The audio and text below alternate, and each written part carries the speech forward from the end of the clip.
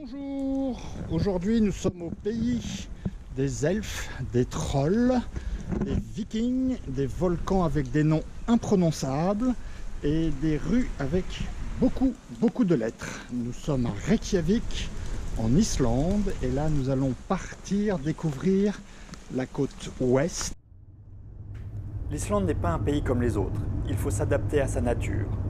Dans certaines parties de l'île, le vent est si violent qu'il est impossible de voyager en moto ou en vélo. Il est fortement conseillé d'utiliser des engins costauds, avec des guides locaux qui connaissent le terrain. Ou bien... Une petite parenthèse, si un jour vous voyagez en Islande, je ne saurais trop vous conseiller de louer une Dacia Duster. Les Islandais adorent le Dacia Duster. La preuve, c'est sans trucage. Les Islandais font partie de ces peuples qui vivent dans des pays froids. Leur accueil et leur cœur sont chaleureux envers les étrangers. Ce sont eux qui parlent le mieux de leur île. Welcome in Icelandic is velkomin. My name is Vignir. Vignir. Vignirs. Ir. Irs. Ir. Vignirs. Ir. Vignir. Icelandic name. Why the people have to go Iceland? The nature. It's very beautiful nature here, and nice people, good food, and good weather.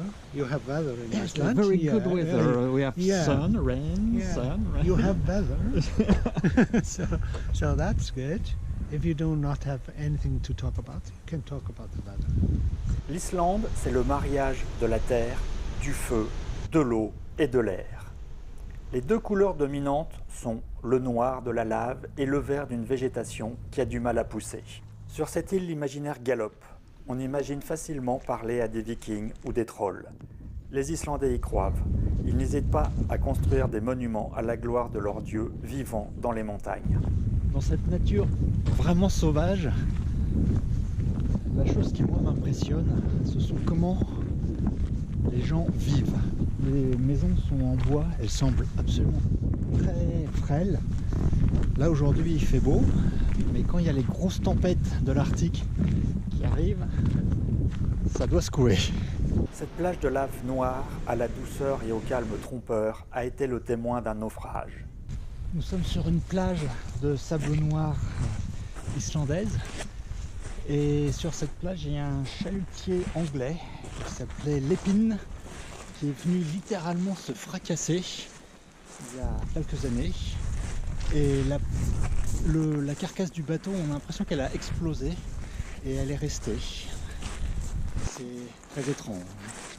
L'Islande, c'est un écran de cinéma permanent, avec un film sans fin. Et croyez-moi, quitter ces paysages demande un effort surhumain.